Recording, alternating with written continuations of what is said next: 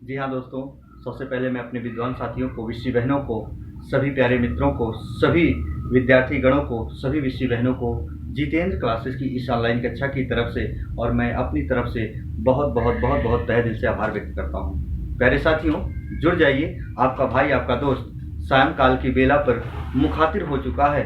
और याद करिएगा, जैसे आप यदि जितेंद्र सर के साथ जुड़े होंगे तो इतना तो आपको भरोसा करना पड़ेगा, हिंदी ग्रामर का समस्त बिंदु आपको कंसेप्ट वाइज मिलेगा। जी हाँ, जो विद्यार्थीगण यदि हमारे लेखपाल की तैयारी कर रहे होंगे, जिनके परसेंटाइल बहुत अच्छे होंगे, याद रखना उन विद्यार्थियों से मेरा बहुत अनुरोध होगा, उन विषी बहनों से मेरा बहुत अनुरोध होगा, या हम कह सकते हैं जो हमारे TET, super TET, C TET की तैयारियां करने वाले विद्यार्थीगण या विषी बहनें हैं, उनसे भी मेरा बहुत अनुरोध होगा। याद रखना, मैं कवि और रचनाएं लेकर डेली उपस्थित हो रहा हूं आप सभी लोगों के सामने। यदि एग्जाम की घड़ी होगी, उसके ठीक पूर्व आप पढ़कर जरूर जाएं प्यारे साथियों, हितकर में होगा। आइए जरा आज हम देखते हैं। जी हाँ, बहुत अच्छे से बिंदु लेकर आए हैं, बहुत अच्छा कंटेंट लेकर आए हैं, और वो भी मैथिली शरण गुप्त के जीवन परिचय के बारे में देखेंगे और उनकी कौन कौन सी रचनाएं हैं, कौन कौन सी रचनाएं बहुत फेमस है प्यारे साथियों। आइए जरा देखते हैं। जैसे मैंने कहा, मैथिली शरण गुप्त। जी हाँ, मैथिली शरण गुप्त के पहले हम जीवन परिचय के बारे में देखते हैं। जी हाँ, याद रखना, इनका जो जन्म हुआ था 3 अगस्त 1886 को हुआ था।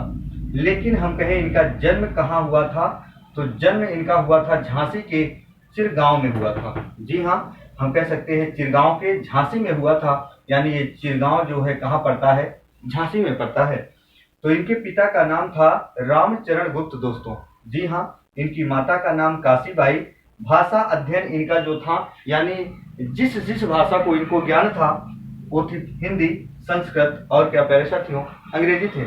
और याद रखना, इनकी मृत्यु कब होती है, 12 दिसंबर 1964 को।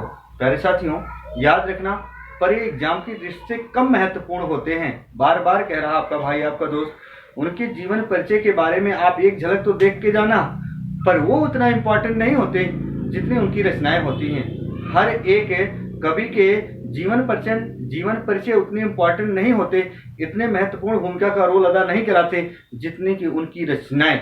याद रखना। आइए जरा देखते हैं मैथिली शरण गुप्त की कौन कौन सी रचनाएं बहुत फेमस है प्यारे साथियों। तो जरा देखते हैं हम, क्या है साकेत।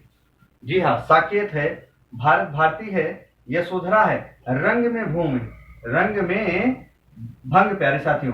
जी हाँ, रंग में भंग ये बहुत ही फेमस है, याद रखना। हालांकि ये भी बहुत फेमस है। पंचवटी चंद्रहास, जरा याद रखिएगा, बहुत फेमस है इनकी। शकुंतला, नुहुस, याद रखना। किसान, कावा करबला, फिर तिलोत्तमा, फिर है सिद्धराज, फिर है अनध, फिर है जरा देखो द्वापर, जयद्रथ वध, और क्या है पृथ्वीपुत्र। प्यारे साथियों, आपको कुछ भी नहीं करना है। एक चीज मैं बता रहा हूं, जितने भी विद्यार्थी ऋषि बहने इस मेरे बिंदु को देख पा रहे होंगे और जो बहुत अच्छे से जुड़े हैं, सुरक्षित परिवार के साथ जुड़े हैं और सुरक्षित हमेशा रहोगे प्यारे साथियों। याद रखना, हमें नहीं कहते, आप दिनों दिन या रातों रात हर एक विषय वस्तु को ना तो पढ़ सकते हो, ना तो हर एक विषय वस्तु को पढ़कर आप अपने दिमाग में स्थायित्व प्राप्त या उसको रख सकते हो। याद रखना, लेकिन इतना जरूर कर सकते हो, जैसे हर एक कवि के बारे में एक दिन दो 4 शब्द आप याद करें। याद रखना, 2 4 शब्द याद करोगे, एक दिन वही 2-4 लाख एग्जाम्पल आपके मनस पटल में जड़वत या स्तंभित हो जाएंगे, जो आप कभी नहीं भूलोगे। जी हाँ, और एक भी चीज बता दे रहा हूं, जो हमारे विद्यार्थीगण यदि UP police, UPSI, TET, super TET, C TET, UP triple से संबंधित कोई तैयारियां कर रहे होंगे, कॉम्पिटेटिव एग्जाम की तैयारियां कर रहे होंगे, तो मेरा उनसे अनुरोध प्यारे साथियों, हर एक बिंदु, हिंदी ग्रामर का हर एक बिंदु कंसेप्ट वाइज पढ़ चुका है, आप उसको पढ़कर जाएं। याद रखना, सफलता के दरवाजे आपको हमेशा और हमेशा खुले मिलेंगे। तब तक के लिए मित्रों, मैं अपनी वाणी को यहीं विराम देता हूं। जय हिंद, जय भारत।